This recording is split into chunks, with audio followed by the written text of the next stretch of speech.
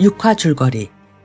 옹칸의 배후에서 자무카가 파놓은 함정으로 징기스칸은 나이만군의 용장 코쿠슈 사브락의 부대와 대치하게 되지만 오히려 나이만의 군대가 옹칸에게 들이닥친다. 필사적으로 도망친 옹칸은 징기스칸에게 도움을 요청하고 징기스칸의 군대는 위험에 빠진 생굼을 구해낸다.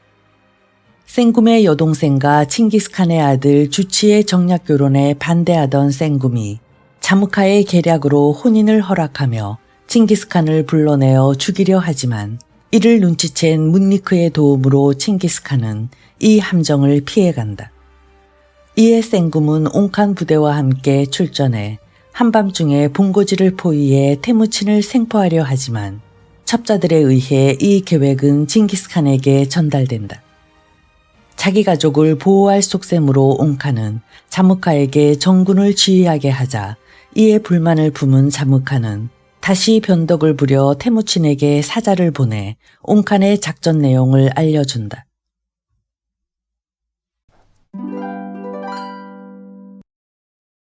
모래밭을 질주하던 오이라트 부대와 몬푸트 부대는 드디어 주루킨 시족의 부대와 맞부딪혔으며 치열한 공방전이 시작되었다. 두 부대는 압도적인 전투력으로 하닥이 이끄는 주루킨 부대를 밀어붙여 대부분의 기병들을 살상하고는 다시 두 패로 갈라지며 진영을 정비했다. 그러자 이번에는 대기하고 있던 아칙시룬이 이끄는 도베겐 부대가 함성을 지르면서 공격해왔다.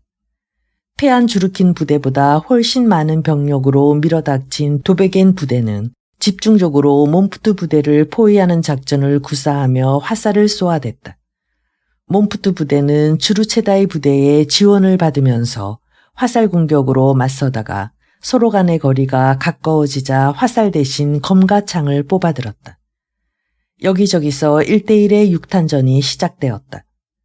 모래먼지 속에서 창과 검에 찔린 병사들이 비명을 질러대기 시작했고 화살에 맞은 말들은 큰 소리로 울부짖으며 몸을 흔들어 등에 탄 병사들을 떨어뜨리고는 제멋대로 날뛰었다. 죽어라! 도베겐의 대장 아칙시루는 장검을 휘두르며 병사들을 닥치는 대로 베고 있는 휠다를 향해 돌진하며 창으로 그의 가슴을 찔러 말에서 떨어뜨렸다. 대장님을 지켜라! 몬푸트 부대의 병사들 몇 명이 소리치면서 모래밭에 떨어진 휠다를 둘러쌌다. 우루트 부대의 대장 주루체다이는 바람처럼 도베겐 부대에 접근하여 창으로 적병들을 찔러댔다. 도베겐 군은 순식간에 무너지기 시작했으며 아칙시루는 마침내 등을 보이며 도망쳤다. 우루트 부대는 민첩한 움직임으로 전열을 정비하면서 새로운 적 동가이 군과 맞붙었는데 상황이 달라졌다. 순식간에 고전을 면치 못하는 상태가 되어 적 이상으로 많은 사상자를 내게 되었다. 선봉을 자청한 이상 어떻게 해서든지 동가이 부대도 깨뜨려야 하는데 주루체다이는 죽을 각오로 싸워 열세에서 벗어나면서 서서히 동가이 부대에게 역습을 가했다. 그때 누군가가 소리쳤다. 옹칸의 친위대가 몰려온다. 빌어먹을. 우루트 부대는 다시 케레이투 군의 코리 실레문이 이끄는 1000명의 친위대와 맞서게 되었으며 또다시 공경에 처하게 되었다. 1000명이나 되는 친위대가 쏘아대는 화살은 주루체다이와 휠달 부대 병사들의 머리 위로 소나기처럼 날아들었다. 두 부대의 병사들은 화살에 맞아 말에서 떨어지기 시작했다. 예상했던 것 이상으로 고전하는군. 저대로 놔두면 전멸할 위험까지 있다. 약간 높은 언덕 위로 올라가 전황을 지켜보던 징기스칸은 드디어 정군에게 공격 명령을 내리기로 했다. 대치한 시점에서 5,000기 정도 많았던 케레이투 군은 수적인 위력으로 확실히 칭기스칸 군의 병력을 줄여놓고 있었다. 총공격. 칭기스칸이 호령하자 친위대의 병사가 큰 길을 한층 더 높이 지켜들면서 큰 소리로 외쳤다. 총공격 개시. 공격 명령을 기다리고 있던 병사들은 일제히 함성을 질러대며 케레이투 군을 향해 돌격하기 시작했다. 돌격하는 병사들의 선두에는 무아리와 보고루추, 보로쿨, 치라운의 부대와 칭기스칸의 아들 오고타이가 지휘하는 부대가 나란히 섰다. 칭기스칸은 10명 정도의 친위대와 함께 언덕 위에서 전황을 지켜보면서 그때까지 본대의 후방에 머물러 있던 옹칸과의 최후의 대결에 대비했다. 칭기스칸과 케레이트의 본대들은 언덕의 기슭 부근에서 격돌했다. 양쪽에서 석양빛이 흐려 보이게 될 정도로 많은 화살들이 발사되었다. 일단 화살 공격을 퍼부은 칭기스칸 군의 병사들은 먼저 방패로 화살을 막으면서 진영이 무너진 케레이트 군 속으로 뛰어들었다. 사막의 모래밭은 순식간에 아비규환의 지옥으로 바뀌어졌다. 상당수의 군마들이 화살에 맞아 고슴도치 같은 형상이 되면서 모래밭에 쓰러지고 양쪽의 병사들도 역시 화살이나 창칼에 맞아 낙마하며 모래밭에 처박혔다. 센굼은 자무카가 없어진 바람에 본대를 주의하며 싸우고 있었는데 감당하기 힘든 공포감으로 인해 정상적인 사고의 능력을 상실하고 있었다. 닥치는 대로 죽여라. 해가 지기 전에 결말을 내란 말이다. 주르체다의 부대 쪽으로 돌진하던 센굼은 미친 듯이 검을 휘둘러대며 소리쳤다. 그런데 그의 말이 앞발을 번쩍 드는 순간 바람을 가르며 날아온 화살 하나가 그의 왼쪽 볼로 날아들었다. 화살은 센굼의 볼을 꿰뚫었으며 그는 말에서 굴러떨어졌다. 그것을 본 케레이트의 병사들이 급히 센굼의 주위로 모이며 그를 보호하는 자세를 취했다. 동시에 칭기스칸 군의 병사들이 그들에게 달려들었다. 어서 아버지께 알려라. 자기를 둘러싼 병사들이 적병들의 창칼에 맞아 나자빠지는 것을 보면서 센굼은 비통한 목소리로 외쳤다. 병사 하나가 즉시 후방에 있는 옹칸에게 상황을 알리기 위해 울림화살을 쏘았다. 아니, 저건 후퇴 명령을 뜻하는 울림화살. 옹칸 옆에 있다가 그것을 본 친위대의 병사 하나가 놀란 얼굴이 되면서 말을 이었다. 아무래도 센굼님이 부상을 당한 것 같습니다. 내 아들이. 모래먼지가 자욱한 싸움터를 응시하고 있었지만 옹칸은 눈이 흐려져 울림화살을 보지 못하고 있었다. 울림화살이 날아가는 소리도 역시 격전지의 함성 때문에 듣지 못하고 있었다. 옹칸, 빨리 명령을 내리지 않으시면 부상당한 센굼이 적에게 사로잡힙니다. 도베겐 부대의 대장 아칙시룬이 보다 못해 소리를 지르자 옹칸은 그제서야 당황하며 명령을 내렸다. 후퇴하라. 한시라도 빨리 후퇴하여 옹칸 앞으로 집합하라는 신호로 징소리가 요란하게 울려 퍼졌다. 살아남은 케레이트 군의 병사들은 기다렸다는 듯이 앞을 다투며 도망치기 시작했다. 그들 가운데는 센굼을 호위하면서 필사적으로 빠져나가는 병사들의 모습도 있었다. 자무카, 내 놈이 배신하지 않았다면 내가 이런 지경까지는 되지 않았을 거다. 지옥으로 떨어져야 마땅할 놈 같으니. 얼굴을 온통 피로 물들인 센굼은 저주의 말을 내뱉고는 병사들의 방패에 몸을 숨기며 발걸음을 재촉했다. 전황을 살피고 있던 칭기스칸은 이윽고 친위대의 병사 쪽으로 얼굴을 돌리면서 말했다. 옹칸군이 후퇴하기 시작했다. 곧 밤이 될 테니 깊이 추격하지 않도록 하라. 전투 중지를 알리는 울림화살이 쏘아지자 케레이트 군을 추격하던 칭기스칸 군 병사들의 움직임은 천천히 멎었다. 부상당한 아들과 합류한 옹칸은 어깨를 축 늘어뜨리면서 말했다. 상처는 대단치 않다. 목숨이 끊어지지 않았으니 다시 싸우러 나갈 수 있다. 하지만 이렇게 많은 희생자들이 나오다니.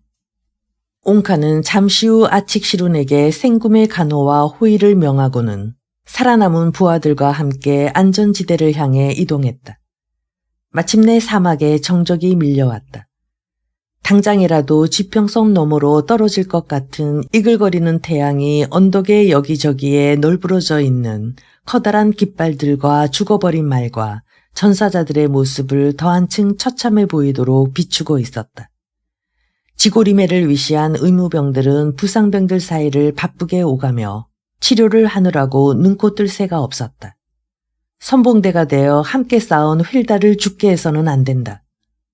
주르체다이는 아칙시룬의 창에 찔려 쓰러져 있던 휠다를 두 손으로 안아 의무병들이 있는 곳으로 옮겼다.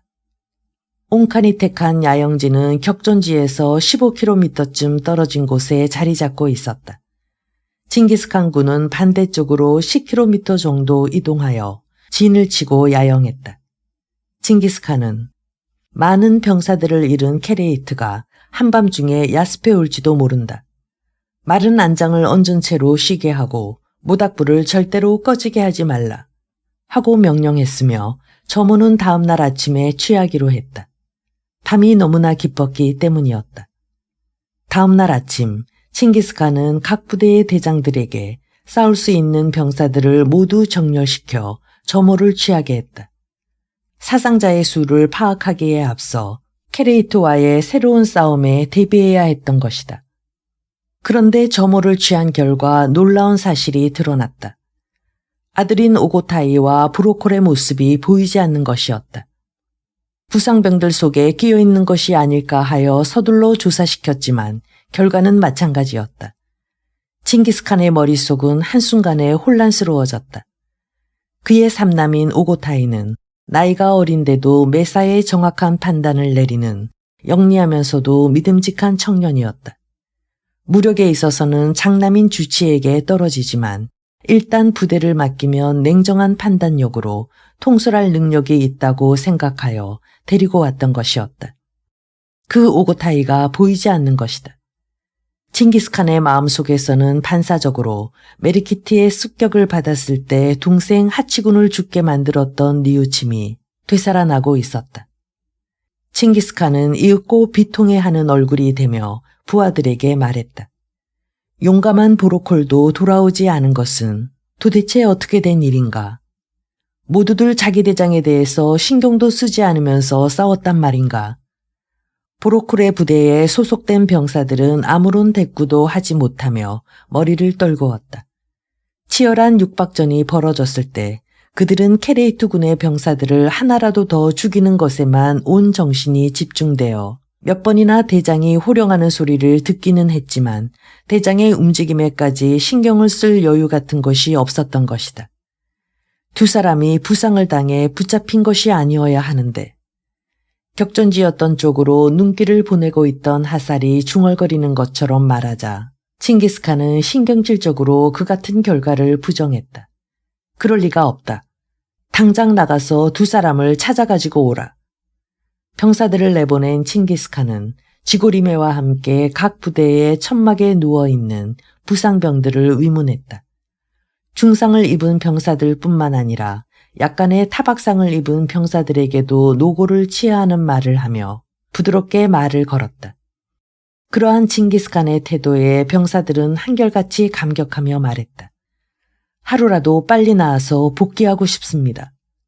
격전지였던 언덕의 기슭에서 8천여 명에 가까운 전사자들을 조사한 병사들이 돌아와 칭기스칸에게 보고했다. 그들의 대답은 모두 같았다. 두 사람의 모습은 보이지 않았습니다. 그래, 그렇다면 그들은 어딘가에 살아있는 것이다. 칭기스칸은 즉시 동생 페루구티와 템게로 하여금 부대를 이끌고 두 사람을 찾으러 가게 했다. 모든 회의에 참석할 수 없다는 벌을 받고 있던 페루구티는 드디어 자기가 재평가받을 수 있는 기회가 왔다고 생각하며 서둘러서 출발했다. 하지만 저녁 무렵이 되어 돌아온 페루구티는 힘없는 목소리로 말했다. 아침 안개처럼 사라졌는지 두 사람의 모습은 어디에서도 보이지 않았소. 늦은 밤이 되어서야 돌아온 템게의 보고도 마찬가지였다. 하지만 칭기스칸은 그들이 반드시 살아서 돌아올 것이라는 희망을 버리지 않았다. 케레이트의 야습을 경계한 칭기스칸은 그날 밤에도 많은 보초를 세우게 하고는 잠자리에 들었다. 하지만 두 사람의 안부가 걱정되어 깊은 잠을 이룰 수가 없었다. 악몽에 시달리면서 헛소리를 하다가 몇 번이나 잠에서 깨어났다. 칭기스칸은 새벽이 채 되기도 전에 일어나 갑옷을 차려입고 야영지 순회에 나섰다. 몸을 움직이는 것으로 초조감을 없애고 싶었던 것이다.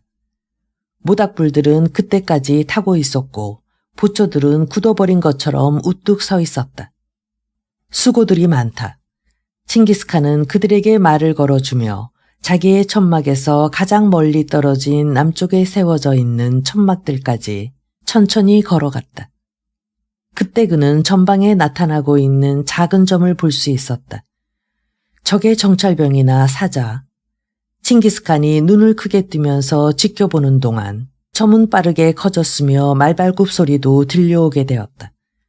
어느새 칭기스칸 옆으로 다가선 부초들은 일제히 활을 겨누고 있었다. 아니, 저건. 칭기스칸이 뚫어지게 바라보니 말에 타고 있는 사람의 다리 말고 또 한 사람의 다리가 흔들리고 있는 것이 보였다. 오고타이다. 그리고 칭기스칸은 자기도 모르게 입을 열며 웅얼거렸다. 말에 타고 있는 것은 그의 아들인 오고타이였는데 그 뒤에 보로쿨이 함께 타고 있었다. 온몸을 피로 물들인 채. 오고타이는 어깨에 화살을 맞았던 것이다. 뒤에 탄 보로쿨은 그를 보호하며 헤매다 탈진한 채 되돌아오게 된 것이었다. 오고타이, 보로쿨. 칭기스칸은 안도감과 기쁨이 뒤범벅이 되는 것을 느끼면서 그들을 맞았고 연락을 받은 지고리메가 급히 달려왔다. 지고리메는 오고타이에게 지혈용의 환약을 먹이고는 말했다. 상처가 곪으면 안 됩니다. 곧 불을 피워 상처를 찢어야 합니다. 그는 준비해온 건조된 약초에 불을 붙여 재로 만든 뒤 그것을 오고타이의 상처에 뿌렸다. 혀를 깨물지 않도록 어금니를 꽉 물어주시오. 지고리매는 이윽고 불에 달구어진 청동제의 작은 칼을 그의 목에다 댔다. 지익 하면서 상처가 타는 소리와 함께 오고타이는 우욱하고 신음소리를 냈다. 잠시 후 경직되었던 오고타이의 몸은 부드러워졌다. 말가죽에 목을 눕힌 오고타이는 4명의 병사들에 의해 징기스칸의 군영으로 옮겨졌다.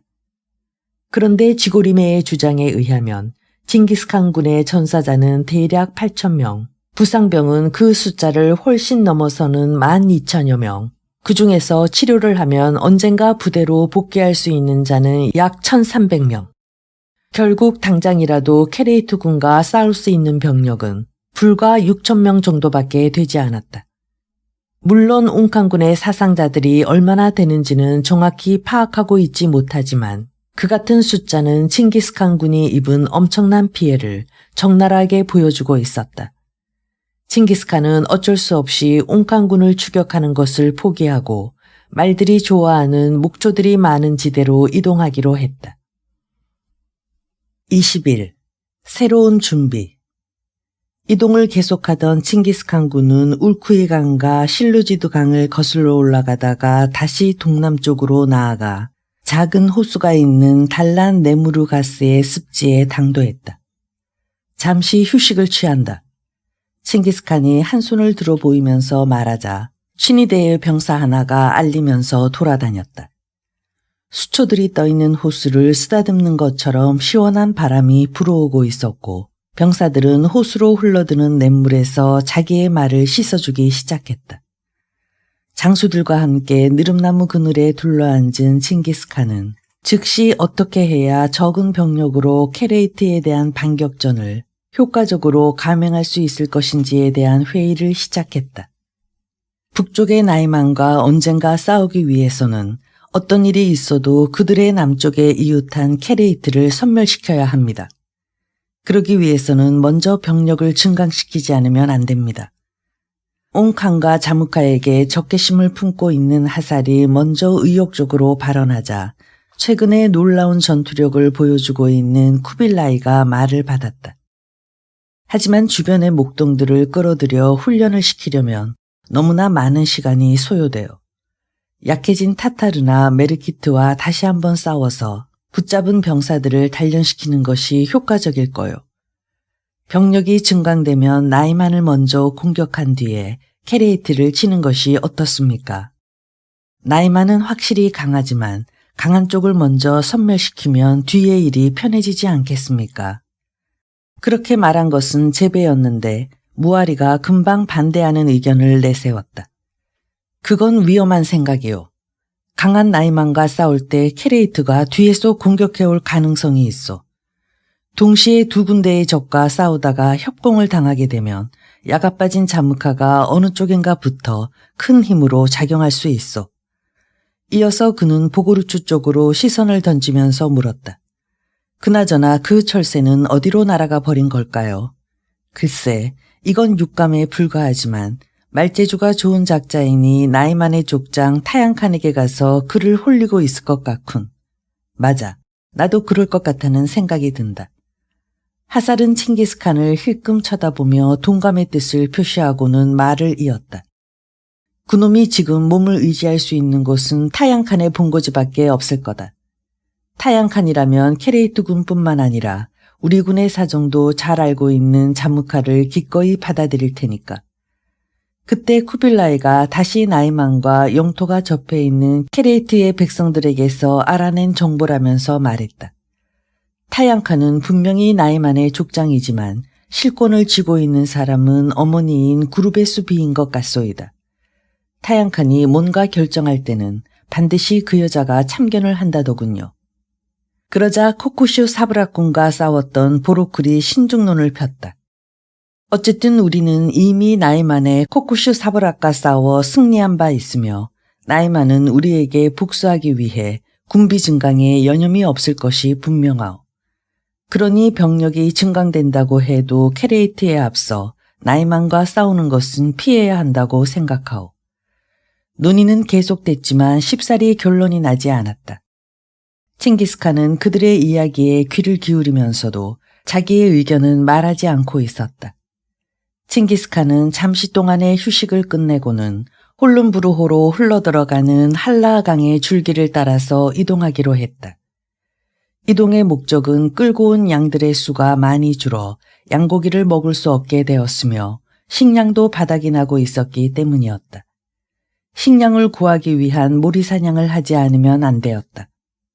이 부근은 갖가지 짐승과 들새들이 서식하고 있는 식량의 보고였다. 6,000명이나 되는 병사들의 양식을 마련하기 위한 모리사냥인 만큼 한 번 눈에 띈 짐승은 반드시 잡아야 했으며 당연히 격렬한 행동이 요구되었다. 때문에 예기치 못했던 사건이 생기게 되었다.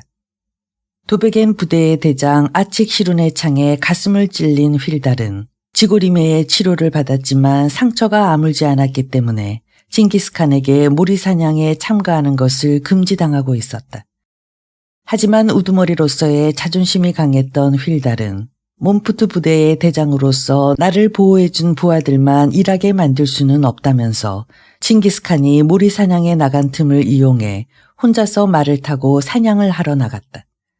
그리하여 산림지대로 들어가 몇 마리의 짐승을 잡았는데 그로 인해 상처가 찢어져 다시 출혈하게 되었으며 마리에서 정신이 흐려졌다. 공연히 고집을 부린 것 같아 라고 생각하며 후회했지만 때는 이미 늦어져 있었다. 말등에 몸을 맡기고 돌아오던 그는 결국 말에서 떨어졌으며 돌봐주는 사람이 하나도 없는 상태에서 숨이 끊어지고 말았다. 22. 새로운 만남. 군마들이 살찌게 되자 칭기스칸은 케를렌강 하류에서 대홍안령 서쪽에 위치하고 있는 발주나호반으로 병력을 이동시켜 둔영하기로 했다. 발주나호는 면적은 상당히 넓었지만 전체 모두에 물이 고여있지는 않았다. 판정과 같은 모양의 마른 진흙늪과 소금물이 솟는 연못이 여기저기 산재에 있으면서 냇물이 흐르는 데가 있었지만 물고기들은 거의 살고 있지 않았다. 칭기스칸이 그곳으로 둔영지를 옮긴 이유는 그 주변이 말이나 가축을 방목할 곳으로는 적합하지 않았지만 유목민들에게 있어서 귀중한 물건인 목재가 풍부했다. 그들은 잡목잎의 나무를 이용하여 전쟁에 필요한 방패나 수레를 만들 수 있었다. 어느 날 칭기스칸이 나무를 베는 병사들을 바라보고 있는데 호위병 하나가 갑자기 혼잣말처럼 중얼거렸다. 어디선가 양들의 울음소리가 들려오고 있습니다. 양들이 상당히 많은 것 같습니다. 그렇군. 칭기스칸은 대꾸하면서 양의 울음소리가 나는 쪽으로 눈을 돌렸다. 그랬더니 물이 마른 늪지의 저쪽에서 낯선 옷을 입은 사나이 하나가 낙타에 타고 오는 모습이 보였다. 호위병들의 안내를 받으며 칭기스칸 앞으로 온 터번을 두른 그 사나이는 유창한 몽골어로 말했다. 저는 수상한 자가 아닙니다. 저는 코라즘의 상인이며 이름은 핫산이라고 합니다. 천산산맥과 파미르 고원의 서쪽 멀리에 있는 코라즘은 중앙아시아의 아무다리아 강 하류 유역에 있는 왕국으로서 중앙아시아의 북서부 지역 모두를 지배하고 있었다. 입수염을 기른 갈색 피부의 그 사나이는 허리에 휘어진 칼과 단검을 차고 있었지만 무인의 얼굴이 아니었으며 저기도 없는 것 같았다. 무슨 일로 이런 곳까지 왔는가? 보로콜이 큰 소리로 묻자 그 사나이는 낙타에서 내리면서 대답했다.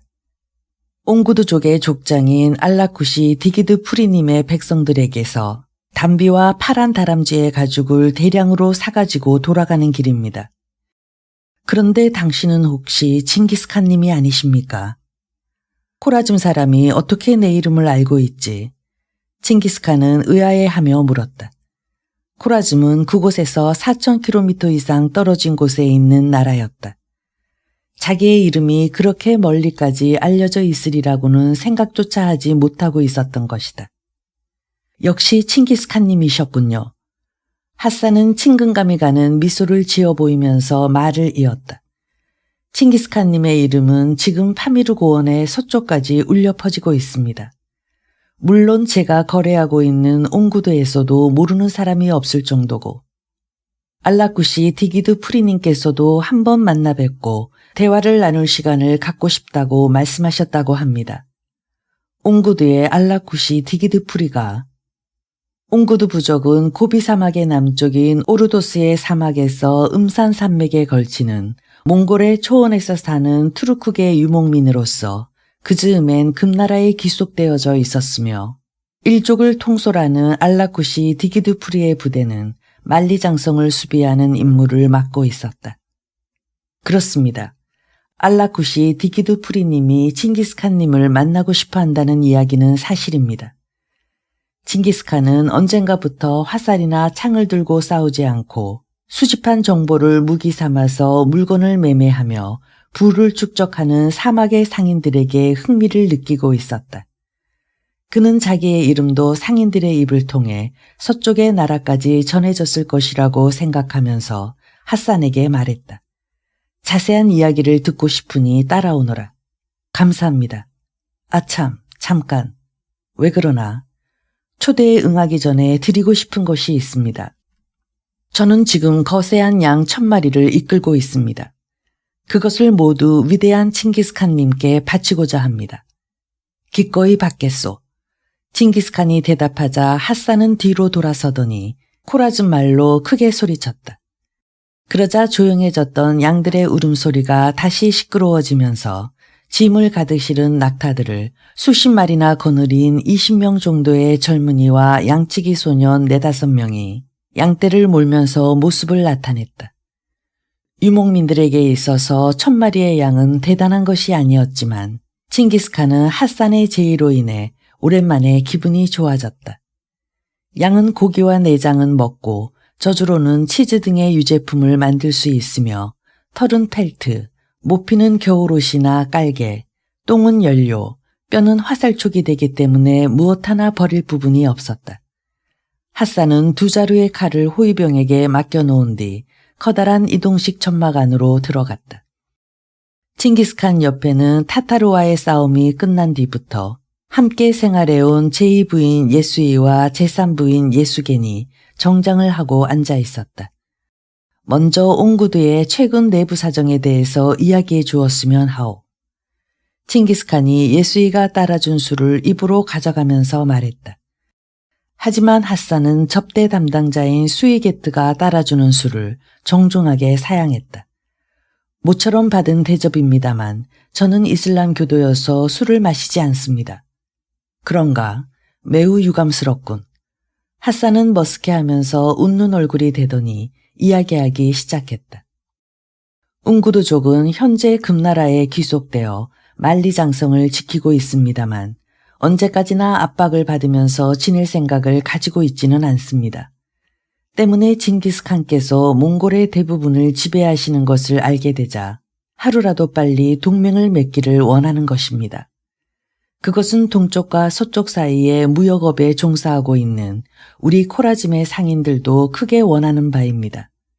아니, 관대하신 징기스칸님의 허가를 받아 북부 몽골에서도 장사할 수 있기를 바라는 것은 훨씬 서쪽이나 남쪽의 고장을 거점으로 삼고 있는 상인들도 마찬가지입니다. 옹구두족은 우리들의 적인 나이만과 인척관계가 되는데도 동맹을 맺고 싶다는 건가? 머지않아 싸우게 될 나이만의 이야기를 꺼내면서 징기스칸은 흥미를 느꼈다. 옹구두의 수도는 정주였는데 일찍부터 길이 사통팔달로 발달한 덕분에 이슬람 상인들이 드나들면서 활발한 동소무역이 이루어지고 있었다. 옹구두와 나이만은 인척이어서 정치적인 면에서 협력하는 관계에 있는 것은 사실입니다. 하지만 알라쿠시 디기드프리님은 징기스칸께서 원하기만 하신다면 나이만의 다양칸과 결별하게 되더라도 동맹을 맺으려는 것 같습니다. 어째서 그렇게 생각하는 거지? 결례가 되는 것을 알면서도 말씀드리자면 칭기스칸님께서 타타르를 토벌한 공으로 금나라의 황제로부터 장간 초토사라는 칭호를 받았다고 들었습니다만 형식뿐인 칭호 따위로 만족하고 계시지는 않을 겁니다. 얼마 전에 저는 옹구두의 한 백성에게서 징기스칸이 지난날 타타르에게 생포되어 금나라에서 처형된 암바카이의 원수를 갚기 위해 언젠가 금나라에 도전할 것이라는 이야기를 들었습니다. 칭기스칸께서 금나라를 정복하게 된다면 알라쿠시 디기드프리님은 만리장성을 지키기 위해 병력을 내놓을 필요가 없어지며 지금까지와 같은 속박을 받지 않으면서 안심하고 나라를 다스릴 수 있게 됩니다. 그리고 우리들은 단번에 판로가 넓어지니 대단히 좋은 일입니다. 자기의 생각을 서슴지 않고 털어놓는 친구로군. 칭기스칸은 머리를 끄덕이면서 핫산이 말하는 내용에 더욱 흥미를 느꼈다. 그래서 알라쿠시 디기드프리는 나이만과의 동맹을 포기하면서까지 우리와 손을 잡을 것이란 말인가.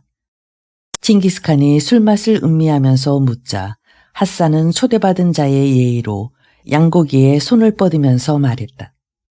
물론 옹구두가 나이만과의 동맹을 파기하는 태도를 보일 경우 문제가 발생할 가능성이 없는 것은 아닙니다. 옹구두의 우두머리들 중에는 나이만족들과 결혼한 자들이 많이 있습니다. 따라서 아무리 그때그때의 상황에 따라 일을 처리하는 능력이 뛰어난 알라쿠시 디기드프리님의 제안이라고 할지라도 반대하는 자들이 틀림없이 나오겠지요. 옳은 말이다. 당신은 굉장히 슬기로운 사람이군. 칭기스칸은 솔직한 반응을 보였고 핫산은 좀 더 말했다. 하지만 내부의 분쟁이 발생하기 전에 반대하는 자들을 누를 수 있는 방법은 있다고 생각합니다. 듣고 싶군. 칭기스칸이 민감하게 반응을 보이자 핫산은 다부지게 생긴 턱을 들면서 말했다. 칭기스칸님께서 옹구두와 동맹을 맺을 생각이 있다면 제가 사절의 자격으로 알라쿠시 디기드프리님을 직접 만나 그 같은 의향을 전해드리고 싶습니다. 그렇게 하면 알라쿠시 디기드프리님은 칭기스칸님의 위력을 방패 삼아 반대하는 자들의 움직임을 봉쇄할 수 있을 것이라고 생각합니다. 칭기스칸은 다시 감탄했다. 이 친구는 정말 머리가 잘 돌아가며 지혜도 많은 사람이다. 상인으로서도 인류일 것이다. 칭기스칸은 당장이라도 그를 참모로 발탁하고 싶어지는 기분을 느꼈다. 하지만 그런 기분을 억제하며 화제를 다른 데로 돌렸다. 자네는 지금 고향으로 돌아가는 길인가?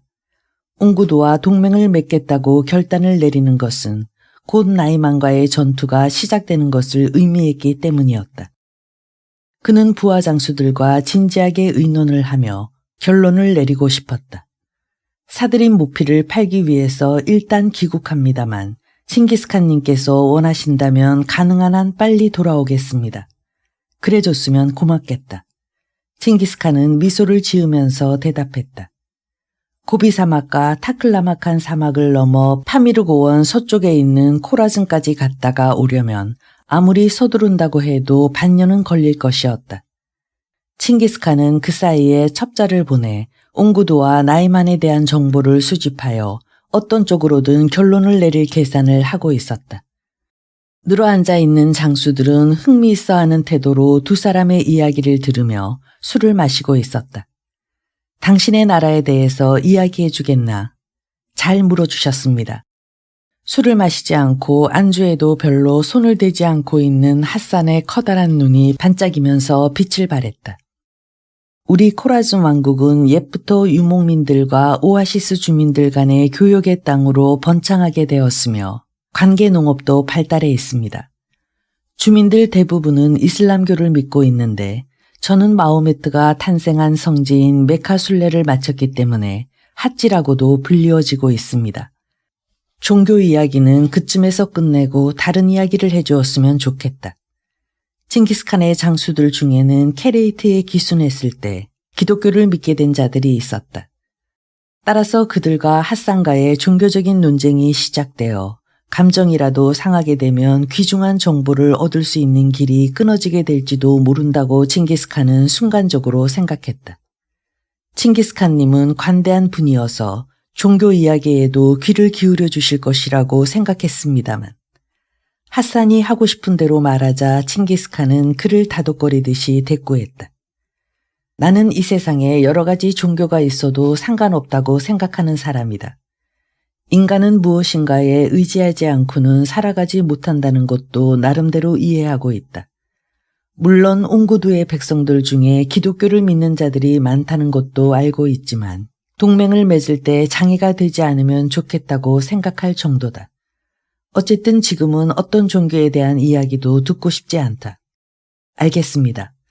핫산은 순순히 머리를 끄덕이고는 화제를 바꾸었다. 오래전부터 문화가 발달한 호라즘은 수많은 학자들을 배출했습니다. 예를 들자면 지금부터 400년 전에 활약했던 학자로 알후아리즘이라는 인물이 있는데 수학자이며 천문학자이기도 했던 그가 고안해낸 계산법은 우리들 코라즘의 상인들뿐만 아니라 서방의 학자나 상인들에게도 지금까지 큰 도움이 되고 있습니다. 그리고 약 200년 전에 활약한 알비루니도 우리들이 자랑으로 여기는 인물입니다. 그는 철학과 물리, 역사, 수학, 천문학, 의학에 통달했는데 무엇보다도 당시 사람들을 놀라게 만든 것은 우리들이 살고 있는 지구가 자전하고 있다는 설이었습니다. 지구가 자전. 호기심이 왕성한 칭기스칸은 자기도 모르게 물으면서 몸을 앞으로 내밀었다. 처음으로 듣는 그 말의 의미를 알 수가 없었기 때문이었다. 자세하게 말하라. 칭기스칸이 재촉하자 핫산은 두 손까지 동원하며 설명했다. 예를 들어서 이 오른쪽 주먹을 태양이라고 합시다. 왼쪽 주먹은 우리들이 살고 있는 대지입니다. 우리가 올려다보는 태양은 아침에 얼굴을 내밀었다가 저녁 때 가라앉습니다. 하지만 실제로는 태양이나 달, 별 등이 우리가 살고 있는 대지 위를 돌고 있는 것이 아니라 대지가 자기 힘으로 이렇게 돌고 있기 때문에 그렇게 보인다는 설입니다. 대지가 자기의 힘으로 회전하고 있다고. 하늘과 땅에 깃든 모든 정령의 존재를 믿는 칭기스칸으로서는 그 말이 매우 혼란스럽게 느껴졌다. 좀 더 자세히 알고 싶다는 마음과 새로운 지식을 더 이상 흡수하게 되면 그가 숭배하는 신을 모독하는 행위가 되는 것이 아닐까 하는 두려움이 생겼기 때문이었다. 하지만 한 가지 사실만은 분명했다. 지금까지는 무조건 적대적인 관계인 상대와 싸우는 일만을 생각해 왔는데 역시 동서고금의 역사와 문화에 정통한 자가 곁에 있어야 할 때가 온 것 같다. 라는 느낌이 들게 되자 그는 핫산을 참모로 삼고 싶다는 생각이 더욱 강해졌다. 한 가지 물어봐도 되겠소. 그 자리에 어색한 분위기를 깨려는 것처럼 핫살이 입을 열었다. 칭기스칸은 말없이 머리를 끄덕였다. 코라즘의 왕은 누구요? 핫살이 핫산에게 물었다. 술탄 모하메드님입니다. 술탄. 그것은 핫살이 들어본 적이 없는 말이었다. 술탄은 이슬람의 교황이신 칼리프의 승인을 받고 각 영지를 다스리는 왕으로 이곳에 비유해서 말하자면 대칸에 종속된 족장이라고나 할까요? 술탄의 병력은 어느 정도나 되지요? 이번에는 보고르주가 물었다. 그건 대답하기 곤란합니다. 저는 한낱 상인에 불과하여 군사적인 사항은 잘 알지 못합니다. 핫사는 입수염을 쓰다듬으면서 대답했는데 시원시원하게 대답하던 그의 말투는 갑자기 힘이 빠지고 있었다. 그러자 쿠빌라이가 질문을 던졌다. 당신들의 생활에 대해서 설명해 주게. 우리들처럼 천막에서 생활하면서 가축을 기르나? 아닙니다. 우리는 한 곳에서 계속 거주하는데 햇볕에 말린 벽돌로 지은 집에 살고 있습니다.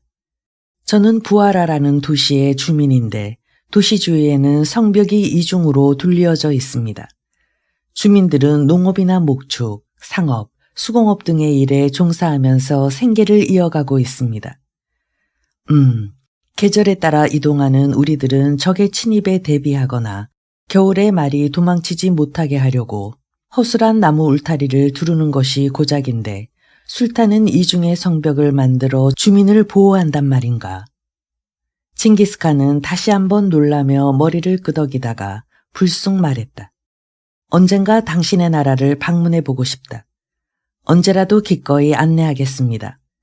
핫사는 다시 시원해진 목소리로 말하더니 슬그머니 상인으로서의 의욕을 보여주었다.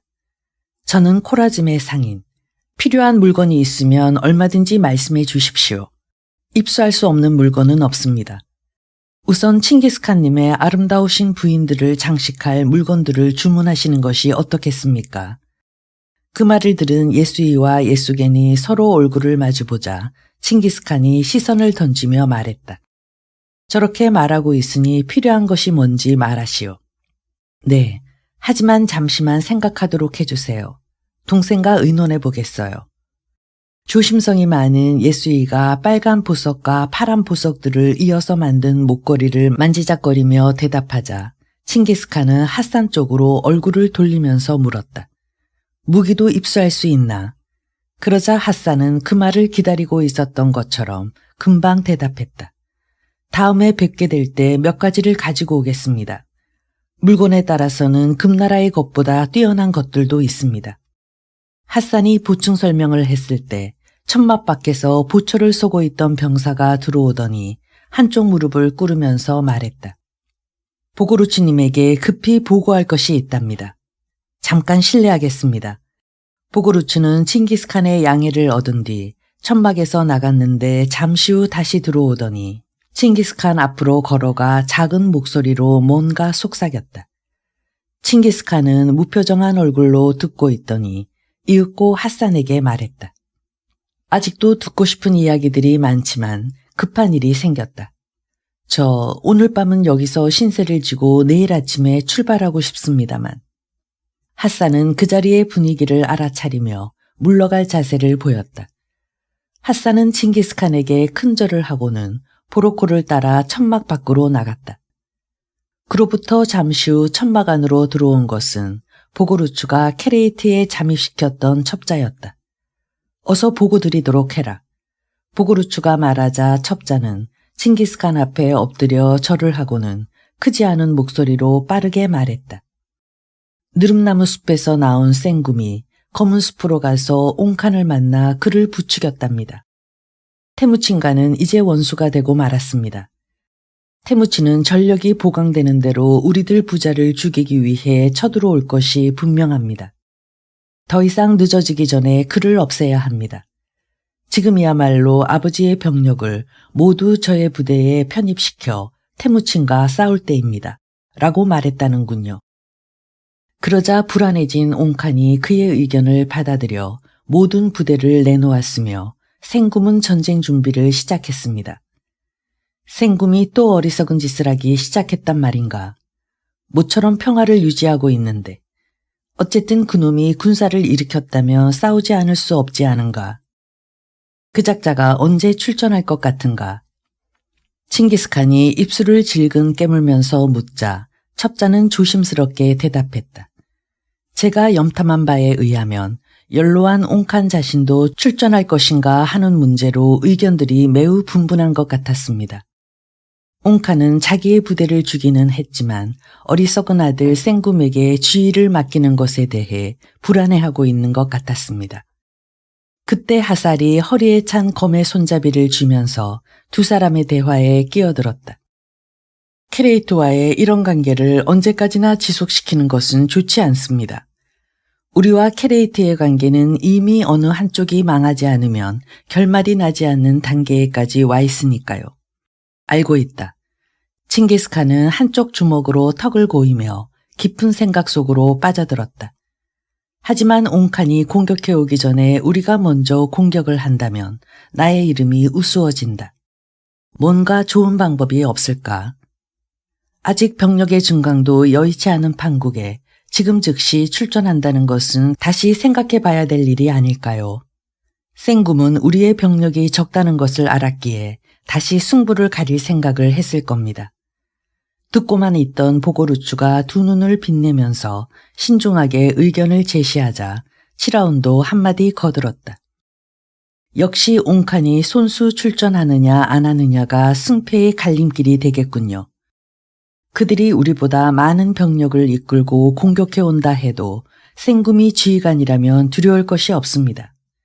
하지만 늙었다고는 하지만 백전노장인 옹칸이 진두지휘를 한다면 앞일을 예측할 수가 없습니다.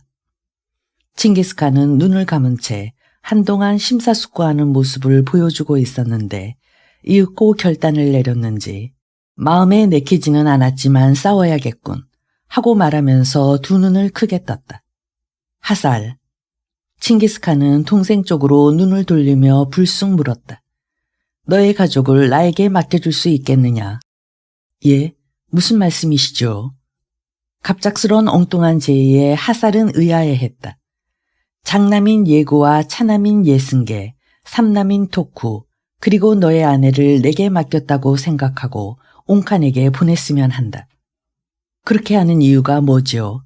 하살이 부리부리한 눈을 껌뻑이면서 묻자 칭기스칸은 목소리에 힘을 주며 이야기의 매듭을 지었다. 이번에는 내가 함정을 만들어 보복해 주려고 한다. 23. 그들의 최후. 다음날 새벽 의도적으로 수수하게 차려입은 하살의 아내와 세 아들은 하살의 참모인 칼리우다르와 차오란을 거느리고 옹칸이 있는 곳으로 출발했다. 과연 칭기스칸의 생각대로 잘 될까? 어쩌면 우리는 옹칸에게 잡혀 돌아오지 못하게 될지도 모른다. 두 마리의 말이 끄는 포장마차에 탄 일행은 발주나 호수에서 멀어짐에 따라 서서히 긴장감에 휩싸이게 되었다. 누구의 생각이나 다 마찬가지였다. 그들은 모두 전방만 쳐다보면서 아무런 말도 하지 않았다. 장남인 예구는 키가 작으며 생김새도 별로였지만 차남인 예순계는 멋지게 수염을 기른 잘생긴 청년으로서 하살의 첩외자식들까지 포함한 20명이나 되는 형제들 중에서 가장 슬기로운 청년이었다. 그들을 태운 마차는 6일 만에 제지르산의 기슭에 도착했다. 옹칸은 그때 징기스칸과의 전투에서 승리하기를 기원하는 연애를 벌이고 있었다. 총지휘관 격인 생굼은 그 자리에 없었다. 제지르산에서 약간 떨어진 초원에서 자카 간보와 함께 아버지로부터 물려받은 부대가 편입된 군단의 마무리 훈련에 몰두하고 있었다.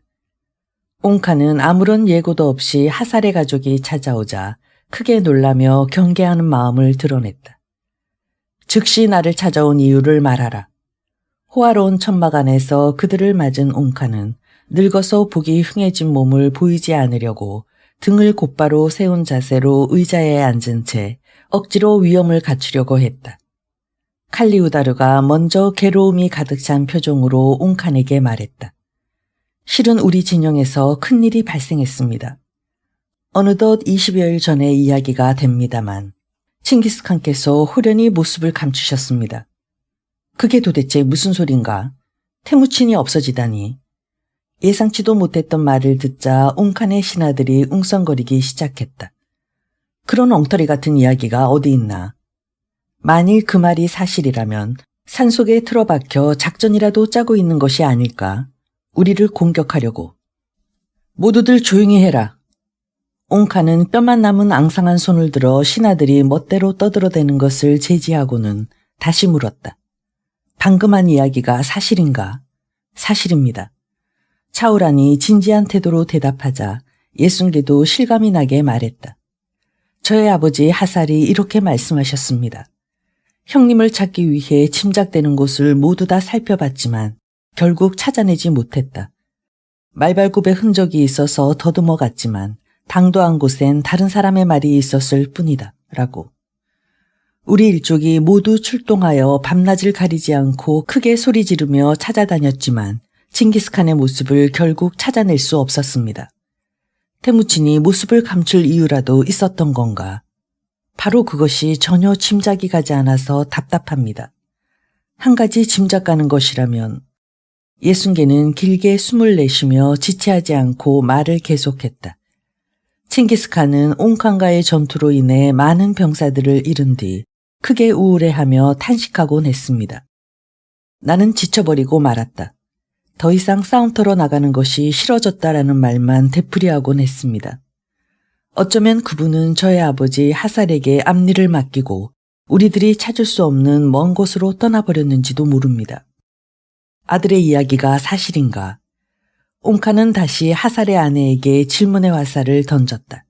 그렇습니다. 깊은 슬픔에 잠긴 목소리로 대답한 하살의 아내는 융단이 깔린 바닥에 시선을 떨군 채 얼굴도 들지 않았다. 사실이라면 어째서 태무친의 저 부르테가 나를 찾아오지 않았단 말인가. 평상시엔 냉정한 여자인 것 같아 보였던 부르테도 남편이 갑자기 실종되자 자리에 눕게 되어 도저히 여행을 할 수가 없었습니다. 그래서 제가 대신 온 것입니다. 하살의 아내는 얼굴을 숙인 채 힘없는 목소리로 계속해서 말했다. 칭기스칸은 어딘가에 틀림없이 살아계실 겁니다. 그분이 죽었을 것이라는 근거 없는 소문 따위는 믿고 싶지 않습니다. 당연히 그래야지. 태무친이 죽었다고. 설마. 고집덩어리인 그놈은 귀신에게 혼을 빼앗겼다고 해도 스스로 죽을 장소를 찾아갈 놈이 아니다. 그리고 그놈이 누군가에게 살해당했다면 들불처럼 퍼지는 소문이 내 귀에도 들어왔을 것이다.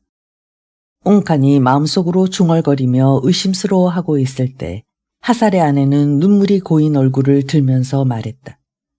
하지만 만에 하나라도 그 같은 소문이 사실이라면 태무치는 죽지 않았다. 아니, 그는 죽을 사람이 아니다. 우리 군에게 패한 충격으로 인해 의기소침해져서 일시적으로 일족에게서 떨어져 혼자서 쉬고 있는지도 모른다. 늙었지만 만만치 않은 옹칸은 여자의 눈물을 보자 동정하는 말까지 던지며 이야기에 말려든 것 같은 태도를 보였다. 그나저나 나에게 어떻게 하라는 건가? 실은 저의 아버지 하살이 옹칸의 도움을 받아 징기스칸을 찾으려고 우리들을 보낸 것입니다. 그러니 제발 우리를 좀 도와주십시오. 예승계가 애원하는 것처럼 말하자 옹칸은 하얀 수염을 쓰다듬으면서 중얼거렸다. 태무친을 찾는 일이라면 모르는 척 할 수가 없겠지. 모른 척 할 수가 없겠지. 아무리 생각해도 이해가 되지 않는 곳. 이건 어쩌면 함정이 아닐까. 듣고 있던 신하들 중 하나가 머리를 갸우뚱하며 중얼거리자 주위에 있던 사람들도 고개를 끄덕이며 동감의 뜻을 표했다. 그러자 지고리메의 동생인 차오란이 그들을 노려보면서 반발했다.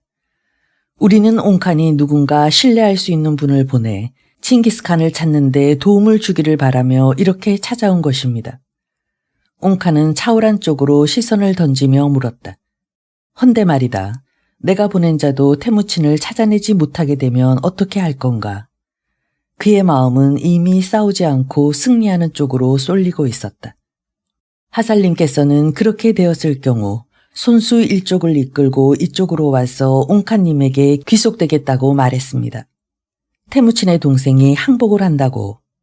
예, 그러니 하살이 이곳에 도착할 때까지 그의 가족이 머물러 있을 수 있도록 배려해 주십시오. 그거야 어려운 일이 아니지만 우리들에게 있어서 길한 숫자인 7일이 지나도 아니 7일로 부족할지도 모릅니다. 바로 그때 예승계가 목소리에 힘을 주면서 말했다. 9일 동안 기다려도 칭기스칸의 소식을 알아내지 못할 경우에는 더없이 괴로운 일이지만 그분이 사망했다고 인정하지 않을 수 없습니다. 아울러 저의 아버지 하살이 일족을 이끌고 기순해 오는 것은 지극히 당연한 일입니다. 좋다. 그렇게까지 말한다면 적임자를 보내 수색 작업을 시작하겠다. 하살은 지금 어디에 있는가? 교활하며 거짓말을 태연히 하는 사람도 미묘한 상황에 처했을 때는 쉽게 속아 넘어가는 경우가 있다. 옹칸의 경우가 그랬다. 아버지 하살은 케를르렌강 부근의 아르칼 가우기에 있는데 연일 계속해서 수색 작업을 하느라고 지쳐서 일어설 기력도 없을 정도입니다. 장남인 예구가 처음으로 입을 열며 말했는데 볼품없어 보이는 젊은이의 말이어서 오히려 신빙성이 있는 말처럼 들렸다. 태무친이 행방불명된 덕분에 하살이 일족을 거느리고 토항에 온다. 태무친 일족과의 오랜 싸움이 드디어 막을 내리는 건가? 이처럼 좋은 이야기는 좀처럼 생겨날 수 있는 것이 아니다. 뭔가 속임수가 있다고 해도 이쪽에 인질이 있는 이상 놈들은 손을 쓸 수 있는 방법이 없다. 소중한 가족을 내놓으면서까지 함정을 만드는 어리석은 자는 없는 법이니까. 교활하며 의심이 많은 옹칸이었지만 하살의 가족 모두가 와서 하는 말에 완전히 속아 넘어가고 있었다. 지금 당장 내가 신뢰할 수 있는 이투르겐을 파견하겠다. 옹칸은 칼리우다르와 차우란을 바라보면서 말했다. 이투르겐의 부대가 9일 동안 수색해도 찾지 못하면 내가 직접 부대를 더 거느리고 그곳으로 가서 태무친을 찾는 작업을 도와주겠다. 너희들은 즉시 돌아가서 하살에게 그렇게 전하라. 이투르겐은 생굼에게 보내지 않고 머물러 있게 한 옹칸이 아끼는 장수였다. 감사합니다. 하살의 가족과 두 장수는 진심으로 감사하는 표정을 나타내며 일제히 머리를 숙였다. 칼리우다르와 차울하는 하살의 가족을 남겨둔 채 출발했다. 말머리를 나란히 한 이투르겐은 금실로 짠 청과 새가죽으로 만든 안장에 앉아 말을 몰았으며 뒤에는 그의 부대가 따르고 있었다. 그는 출발하기 전에 옹칸의 부름을 받았으며 은밀한 명령을 받았다. 너의 부대는 가능한 한 따로 행동하라. 태무친의 시체를 발견하면 즉시 하살에게 넘겨주어라. 만일 살아있어서 생포하게 되는 경우에는 내가 갈 때까지 어딘가에 숨겨두어라. 하살이 토항에 올 때까지 태무친의 모습을 누구에게도 보이면 안 된다. 빠르게 행군한 이투르겐의 부대는 이윽고 아르칼 가오기에 이르렀다. 그런데 그때까지 유연한 태도를 보이고 있던 이투르겐의 표정이 갑자기 달라졌다. 아, 저건.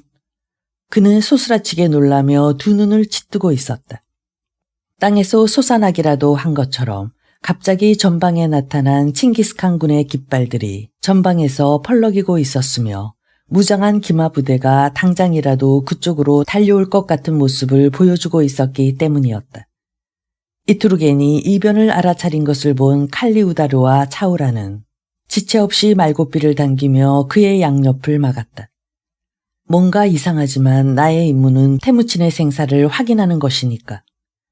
호걸인 이투르겐은 스스로에게 다 이르면서 조금 더 전진했는데 잠시 후 맨 앞줄에 세워져 있는 하얀 말의 털로 장식된 큰 깃발을 볼 수 있었다. 아울러 말에 탄 채 그 옆에 자리 잡고 있는 칭기스칸의 모습을. 빌어먹을, 역시 함정이었군. 신음하는 것처럼 웅얼거린 이투르겐은 허둥대면서 말머리를 돌려 도망치기 시작했다. 그러자 칼리우다르가 지체하지 않고 추격하며 소리쳤다. 서라! 도망쳐봤자 헛수고다. 닥쳐라! 이투르겐이 검을 뽑아들고 대항했고 그의 부하들이 그를 도우려고 달려왔지만 결과는 마찬가지였다. 얼룩말을 타고 쫓아온 차우란이 쏜 화살들을 엉덩이에 맞은 말이 뒷다리를 꺾으며 주저앉았고 이투르겐의 몸은 땅바닥에 내동댕이 쳐졌다. 옹칸이여, 어째서 함정이라는 것을 눈치채고 많은 부대를 보내지 않으셨소? 포로가 되어 두 손이 묶인 이투르겐은 몸부림치면서 절규했다. 칭기스칸은 진지로 끌려온 그에게 한 가지만 질문했다. 자무칸은 지금 어디에 있는가? 모른다. 그런 놈에 대한 일 따위를 내가 왜 알아야 한단 말인가? 소리치는 것처럼 대답한 이투르겐은 이어서 탄식하는 말을 내뱉었다. 자무카, 그놈이 바로 원흉이다. 자무카 때문에 우리 캐레이트가 잘못돼 가기 시작했다. 하살에게 데리고 가라. 처치를 일임하겠다. 칭기스칸은 그렇게 말하고는 천막 안으로 들어가 버렸다. 이뚜르게는 잠시 후 하살의 검에 목이 잘려 죽고 말았다. 칭기스칸의 천막으로 불려간 칼리우다르와 차오라는 그들이 본 것을 그대로 보고했다. 칭기스칸이 행방불명되었다고 믿은 옹카는 지금 완전히 방심하고 있습니다. 서둘러 출전하면 틀림없이 승리할 겁니다. 그 자리에 생군과 자카 간보가 없었기 때문에 별다른 질문을 받지 않았으며 하살이 토항한다는 말을 의심하는 자들도 많지 않았습니다. 그래. 천만다행이로군. 칭기스칸은 여자들을 그곳에 남겨둔 채 즉시 출전하기로 했다. 서둘러서 날짜에 맞추지 않으면 옹카는 당연히 자기가 보낸 자가 돌아오지 않는 것에 대해서 의문을 품게 될 것이고 계략도 들통이 나게 되니까. 아르칼 가우기에서 출발한 칭기스칸 군은 밤을 새우면서 진군을 계속하여 이투르에 해질 무렵이 되자 체제르산을 멀리서 바라볼 수 있는 지점에 이르게 되었다. 수색을 9일간으로 잡기를 잘했다. 칭기스칸이 산등성이 뒤로 떨어져가는 해를 바라보면서 생각하고 있을 때 캐레이트 군으로 변장하여 천막 가까이까지 접근했던 정찰병이 돌아와 보고했다. 옹카는 지금 군사훈련을 끝낸 생군과 자카 간보와 함께 연회를 벌이고 있는 중입니다. 병사들은 누구나 싸움에 이미 이긴 것이라고 생각하는 것 같았습니다. 옹카는 며칠 동안 계속해서 술을 마셨기 때문에 곤드레가 되어 있습니다. 그리고 하살림의 가족은 모두 무사합니다. 알았다. 수고가 많았다. 칭기스칸은 잠시 후 정군에 명령을 내렸다. 이번 싸움은 캐레이트와의 최후의 결전이다. 넓게 상계하여 진군하고 적과 부딪히게 되면 송곳처럼 돌격하라. 석양이 희미한 달빛으로 바뀌어가는 시점에서 다시 진군한 칭기스칸 군은 모닥불의 빛으로 천막을 볼 수 있는 곳까지 접근했으며 옹칸군에 대한 포위 작전을 전개했다. 이윽고 진영이 갖추어졌을 때 칭기스칸의 명령이 조용히 전군에 전달되었다. 총 공격은 내일 아침 해가 뜰 때 개시한다. 캐레이트군은 장수들도 병사들도 승리를 확신하며 술에 취하고 있었고 연회장에 들뜬 분위기는 더욱 무르익고 있었다. 마실 수 있는 대로 실컷 마셔라. 내일 아침에 잠이 깼을 때 제대로 걷지도 못할 정도로. 칭기스칸은 나무 사이로 보이는 천막 주위의 광란을 지켜보면서 몇 번이나 마음속으로 중얼거렸다. 시끄러운 노래소리와 함께 악기를 연주하는 소리가 계속해서 들려오는 가운데 밤은 깊어가고 있었다. 천막 주위에 둥그렇게 모여 앉은 병사들은 소란스럽게 떠들어대면서 계속해서 마셔댔다. 그런데 술을 마시던 병사들이 하나둘 일어나더니 어디론가 사라져갔다. 군인들은 일단 출전하게 되면 전투를 끝내고 돌아올 때까지 사랑하는 사람을 만날 수 있는 시간이 없어진다.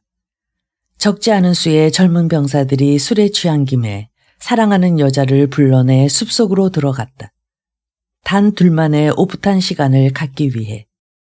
손을 뻗으면 닿을 수 있는 숲속에서 남녀가 사랑을 나누는 소리가 들리는 가운데 칭기스칸 군 병사들은 몸을 도사리고 있었다. 그런 와중에 예기치 못했던 일이 일어났다. 아, 태무친의 부대다. 어디선가 갑자기 놀라면서 외치는 소리가 났다. 숲속 깊이 들어가던 한 쌍의 남녀가 칭기스칸 군의 병사의 몸에 걸려 넘어진 것이다. 적의 습격이다. 병사들이 즉시 포위하며 두 사람을 베어버렸지만 이미 엎질러진 물이었다. 칭기스칸 군이 쳐들어왔다. 적이다. 칭기스칸 군이 포진해 있다는 사실은 단번에 노출되고 말았다. 군비를 갖추어 집합하라. 당황한 생굼은 술로 인해 붉어진 얼굴로 소리쳤다. 적이다. 군비를 갖춰 집합하라. 소식을 전하는 병사가 말을 타고 달리며 생굼의 명령을 알렸다. 하급 지휘관들은 술에 취해 이미 잠자리에 들었던 병사들을 두들겨 깨워 집합시켰다. 적은 이곳의 지리에 박다. 우리가 적은 병력으로 야습을 감행한다고 해도 많은 희생자만 만들어낼 뿐이다. 칭기스칸은 전령을 보내 사방에 흩어져 있는 병사들을 한 곳에 집합시켰다. 태무치는 역시 죽은 것이 아니었던가. 온몸에서 술기운이 빠지지 않은 옹칸이 숨을 몰아쉬면서 웅얼거리자 생금이 취한 목소리로 대꾸했다. 살아있어봤자 태무친의 전력은 뻔하지 않습니까? 날이 밝은 뒤에 싹 쓸어버리지요 뭐. 술에 취한 상태로 싸우고 싶지는 않으니. 동감이다. 하지만 놈들의 야습에 대비해서 모닥불은 더 피워놓도록 하는 것이 좋겠다. 두 사람의 대화에 끼어든 것은 술이 센 작가간보였는데 그는 그다지 멀리 떨어져 있지 않은 곳에 있는 천막으로 시선을 돌리면서 말했다. 지금 당장 하살의 마누라와 자식놈들을 죽여버립시다. 그러나 옹카는 놀라는 얼굴이 되며 반박했다. 바보 같은 소리 하지 마라. 하살의 가족에게 난폭한 짓을 하면 안 된다. 인질은 어떤 경우에도 도움이 되는 것이니 살려둬야 한다. 맞아. 그렇다면 인질들을 내게 맡겨주시오. 내가 죽게 되는 한이 있어도 하살에게 넘겨주지는 않을 테니까. 어째서 갑자기 그런 소리를 하는 거지? 인질은 도움이 되는 존재라고 방금 말하지 않으셨소. 내가 책임지고 감시하겠다는 거요. 그렇게 하는 것도 나쁘지는 않겠군. 옹카는 별다른 생각 없이 머리를 끄덕이며 하살의 가족을 감시하는 일을 작가간보에게 맡기기로 했다. 케레이트 군은 결국 전투 준비를 갖추었지만 다음날 새벽으로 싸우는 시간을 미루었다.